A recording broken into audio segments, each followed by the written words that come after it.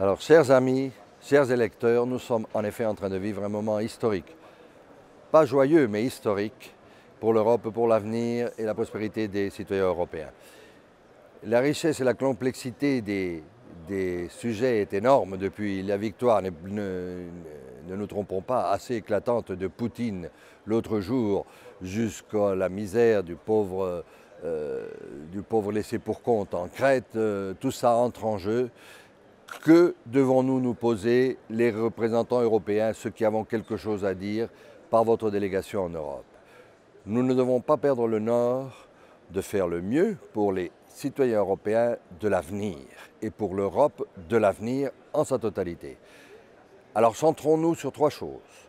Premièrement, la démocratie c'est sacré et la manipulation des systèmes démocratiques, comme c'est arrivé en Grèce dimanche dernier, ce n'est pas de la démocratie, c'est de la démagogie populiste qui met en danger la démocratie. Deuxièmement, le peuple grec, pas ses gouvernements, le peuple grec a tout le droit d'exiger que l'Europe soit un espace de solidarité et un espace de fraternité. Et c'est pour ça que nous devons prévoir structurellement, de façon ordonnée, de très grandes mesures d'aide humanitaire et d'aide à la Grèce pour que son peuple ne souffre pas plus loin de l'intolérable. Et troisièmement, il faut se poser comment préserver le mieux la zone euro pour l'Europe du futur, parce qu'aujourd'hui, si la zone euro arrivait à collapser, c'est l'Europe qui collapserait. On a très mal fait les choses, c'est d'accord, mais il faut sauver les meubles.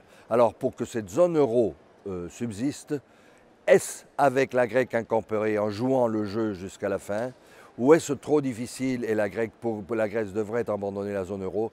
C'est l'équilibre délicat que nous devons trouver dans ces toutes dernières élections, mais accepter un chantage d'entrée n'est pas une façon de renforcer l'euro non plus.